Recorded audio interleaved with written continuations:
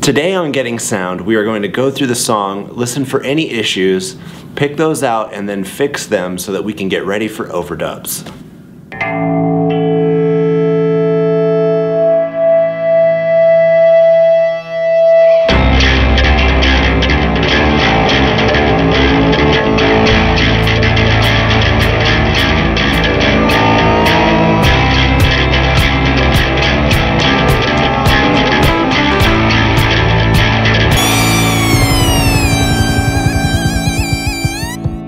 So we're here to mark. So we're marking the bad stuff. Yeah, mark the stuff that we want to cut. Yes. So you just shout out to me and I'll put a marker there. Deal. Okay.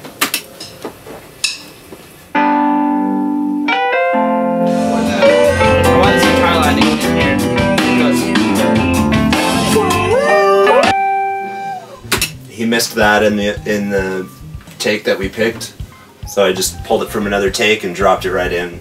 No big deal.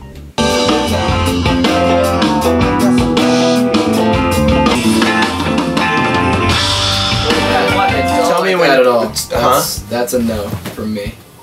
Sorry, I don't mean to be blunt, but this is the one you don't like. Well, that's the piece, like a piece of this one that I don't like because I rushed that fill horribly, and I played it really well in some of the other takes.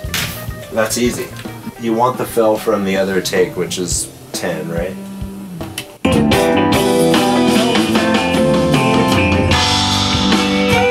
This whole take is a lot slower than the other one, so it might... That's not a problem for me at all. Really? Yeah. This is the cut and squeeze. I'm going to grab from bar 11 beat 2 to bar 12 beat 2, which is 78 beats per minute, and I'm going to move it to bar 9 beat 2 to bar 10 beat 2. Then I'm going to zoom in and go to the end of this section, and you'll see that the section that I cut and put here is now too short. So, and my transients are not lining up with the grid.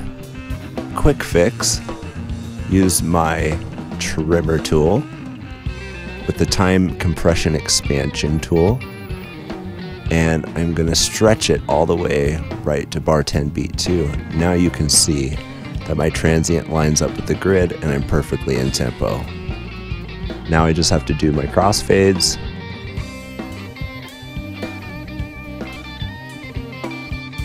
Crossfade those two together, and the same with the beginning. So I have a simple rule. If you can't dance through it, it sucks. Can't dance through that roll because I feel it speeding up. I can feel that I've changed it. It's not right. And I know it's gonna bother Joe, that's why it's bothering me. It doesn't quite feel like Joe, so I'm gonna have to go back later and adjust those two hits somehow. I'm just gonna let it sit. The fix is made, and then we'll work on it later. So Gary didn't like his video game lick there. He got it better with someone else. Okay. I think the timing on the very end with the sustained vocal line is a little late, actually. The way that I hear it in my head now it comes a little bit sooner after the sustained part.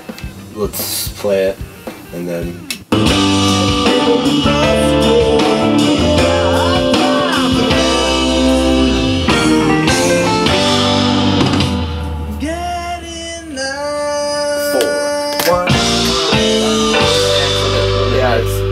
Part of my editing process is that I'll tempo map it, and so whatever your tempo is in the last few bars, then that'll be the count. Using tab to transient and command I can tell the Pro Tools session what bar and beat we are on. I just did bar 5 beat 2, now I'm on to bar 6, tabbing forward through the hi-hat to what I know is bar 7 beat 1, and I just keep going one measure at a time, mapping out each measure. It's what Pro Tools has given us. Thank you, almighty gods of Pro Tools. Yeah, I mean, whoever needs to do what they need to do, and whoever has ideas and wants to put input. Right. Input. One interesting... Put in input. Next week, we will be going over overdubs. We're gonna do the main vocal, some background vocals, bring in the horn parts, and also overdub guitars. And if there's anything else the band wants to do, we'll put that on as well. Stay tuned with us on Facebook and Twitter at Getting Sound for additional information on our recording process.